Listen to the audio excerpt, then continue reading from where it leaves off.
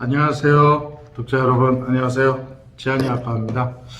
오늘 저희 채널은 경제적인 자유를 꿈꾸는 그런 목표를 가지고 있는 채널인데요. 오늘 아침에 출근을 하면서 이런 생각이 좀 들었습니다.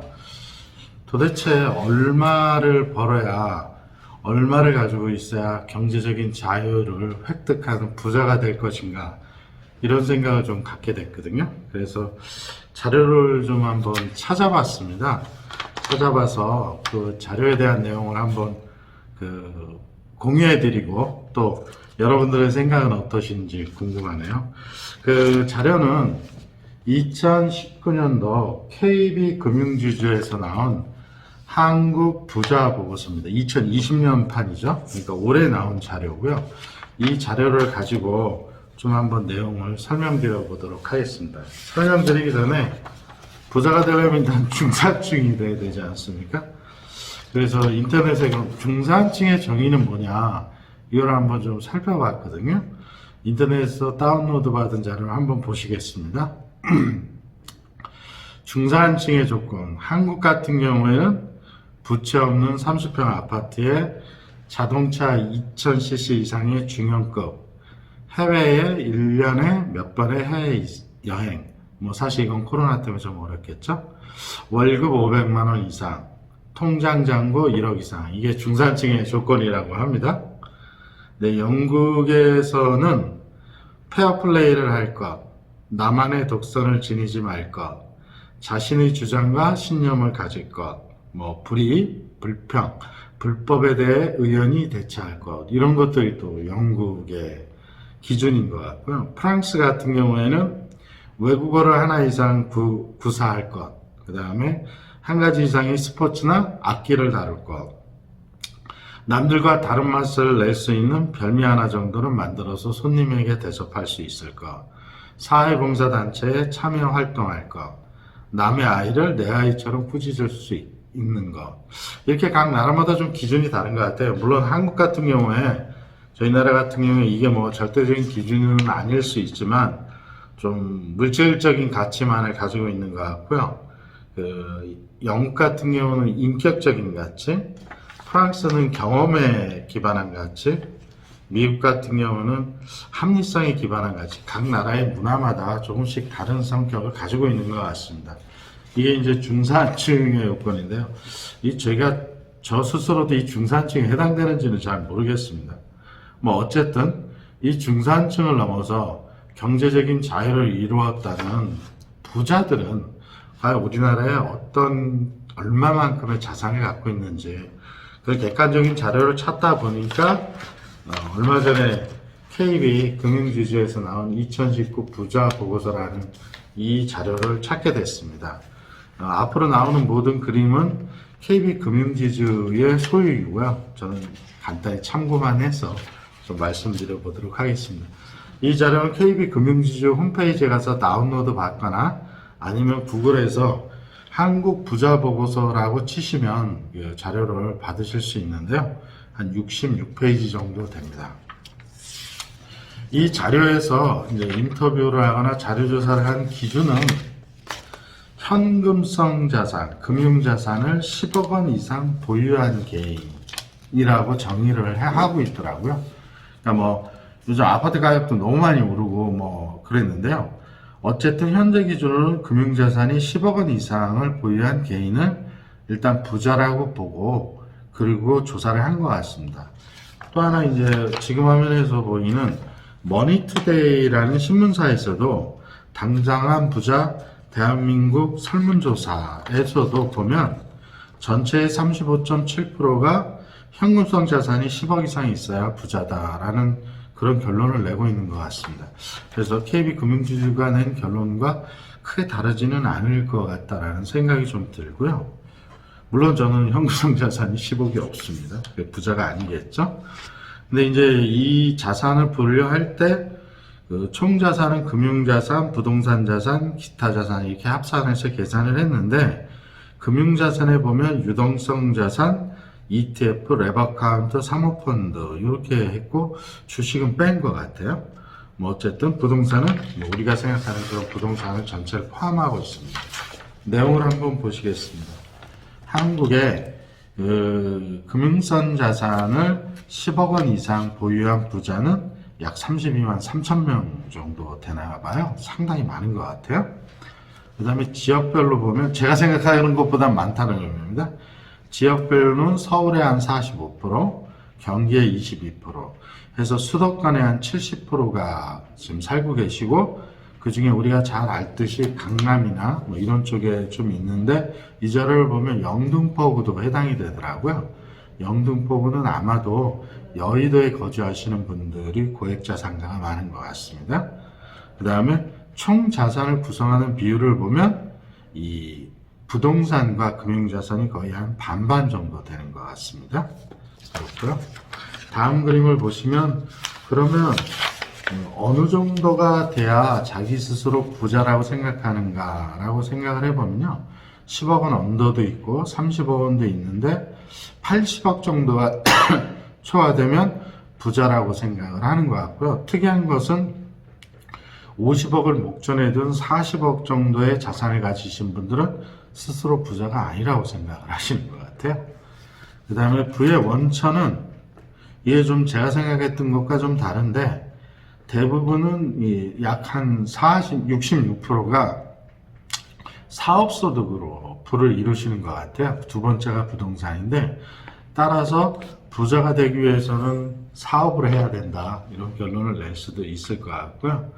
과거에 투자 손실이 난 적이 있느냐 했을 때 한 40% 정도가 투자 손실이 난 적이 있다라고 답을 해줬는데 그 대부분이 주식과 펀드 쪽에 많은 것 같습니다. 그 다음에 부자들은 장기적인 유망 투자처로 거의 대부분 60% 이상을 아직도 부동산으로 보고 있는 것 같습니다. 그럼 부자들이 자산을 어떻게 보유하고 있는지 한번 보도록 하겠습니다. 총 자산이 많을수록 부동산 비중이 높았고요. 실제로 총 자산이 30억 미만이신 분은 약 42%가 부동산이었고 총 자산이 50억 이상 되시는 분들은 약 60% 정도가 부동산을 보유하고 있는 것으로 조사됐고요. 그러면 어느 정도가 돼야 우리가 부자라고 할 수 있느냐라는 질문에는 모든 자산을 포함해서 50억 이상은 돼야 부자다라는 응답을 주신 것 같습니다. 30억 이상이 돼야 한다는 게 약 30% 정도 되고요. 17% 정도 되고요. 그 다음에 50억 이상이 돼야 한다는 게 약 22% 정도 되는 것 같습니다. 그래서 50억 이상 정도는 돼야 부자라고 할 수 있다. 이렇게 결론을 내릴 수 있을 것 같고요. 그 다음에 부자들의 한 40% 정도는 지난 3년간 자산 손실을 경험했고 그 자산 손실의 대부분은 주식과 펀드에서 발생을 했습니다. 제가 알고 있는 것과 그냥 상식적으로 생각하는 것과 조금 달랐던 건 펀드에서도 자산 손실 경험을 하셨던 것 같습니다. 또 하나 이제 독특했던 건 부자들의 절반 이상이 해외 부동산 투자에 관심을 가지고 있는데 투자 방식은 간접 투자로 투자 지역은 베트남을 되게 많이 선호하는 것으로 나타났습니다. 거의 50% 이상이 베트남을 선호하고 투자의 방식은 펀드나 리츠를 활용하는 것으로 나와 있습니다. 좀 예외죠. 부자들은 주로 선진국을 생각할 것 같은데 그렇지 않은 것 같고요. 부자들이 부의 원천은 소득활동을 근간으로 해서 사업소득과 자산을 불려가는 부동산 투자가 크게 두 가지 축으로 나눴는데요. 실제로 보면 사업소득이 차지하는 비중이 점점 더 커지고 있는 것 같습니다. 이게 양극화 현상인지는 모르겠으나 자산에서 사업소득으로 얻는 그 자산의 효과가 증가 효과가 훨씬 더 크다라는 거고요. 도대체 얼마를 1년에 벌어야 부자라고 할 수 있는가가 사실 제일 궁금했고요. 두 번째는 이 사람들은 얼마 정도 돈을 쓰는지도 사실 궁금했거든요. 보니까 부자들의 연간 평균 소득은 약 2억 2천만 원 정도인 것 같고요. 그 중에 노동소득은 약 63%, 재산소득은 32%. 그러니까 한 7대3 정도로 노동소득에서 한 7을 번다면 가지고 있는 재산에서 발생하는 현금으로 한 30%의 소득을 얻는 것 같습니다. 그리고 이 사람들이 부자라고 되는 사람들이 어느 정도 돈을 쓰는지 어디에 쓰는지가 사실 좀 궁금했는데요. 부자들은 주거, 교육, 여가, 취미 등 순수 생활비로 쓰는 돈이 한 달에 약 1,000만 원 정도 된다고 합니다. 1,040만 원 정도 되네요. 생각보다는 좀 많은 것 같고, 이 숫자는 그 도시 월평균 가구의 소비의 한 4배 정도 된다고 합니다.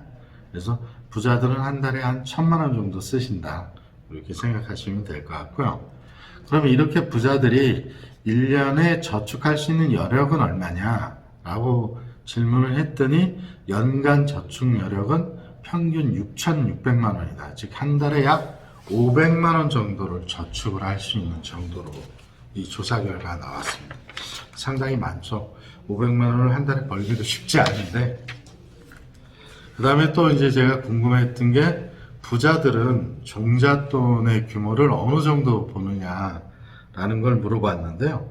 부자들이 생각하는 종잣돈의 규모는 약 한 5억 정도라고 합니다. 저는 개인적으로 종잣돈은 한 1억 정도 되지 않을까 싶었는데, 이 5억이었고요.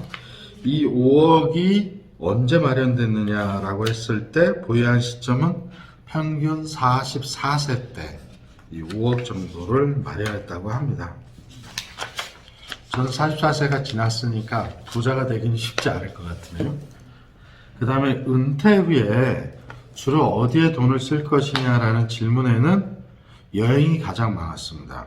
즉 한 40% 정도가 여행에 쓰게 될 것이다 라고 했고, 두 번째가 자녀나 손자의 용돈으로 나가는 비용이 한 30% 정도, 그 다음에 친목 활동비 뭐 이렇게 좀 나가는데요.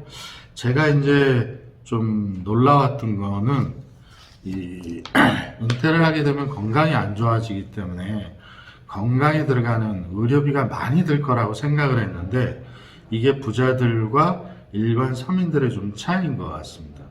저희 어머니 같은 경우도 이제 의료비가 상당히 많이 드는데, 모르겠습니다. 이제 절대 금액은 비슷할 수 있겠지만 상대 금액으로 보면 여유가 있다 보니까 여행에 가장 많은 돈을 쓰는 것으로 이렇게 좀 조사가 됐고요.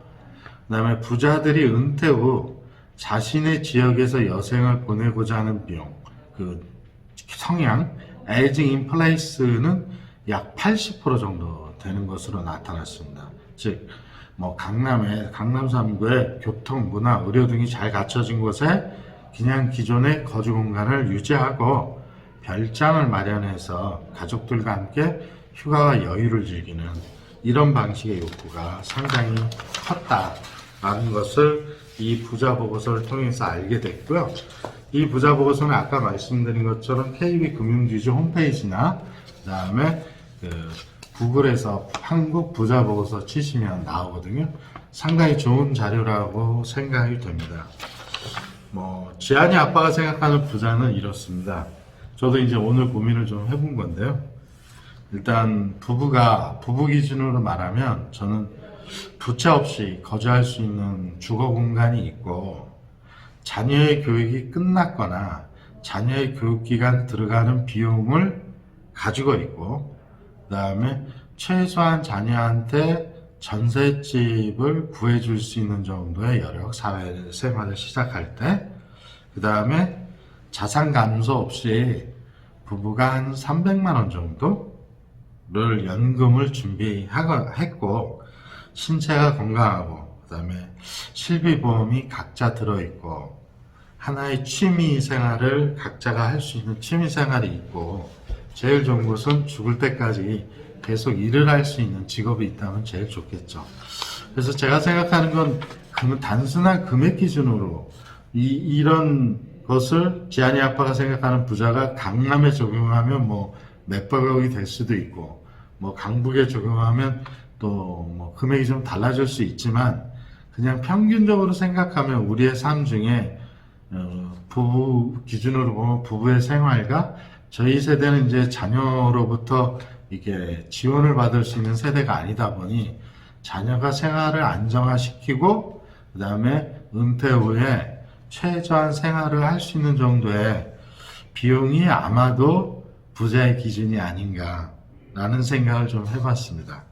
여러분들 생각은 어떠신지요? 네, 오늘은 여기로 이만 끝. 오늘 여기까지 하도록 하겠습니다. 감사합니다.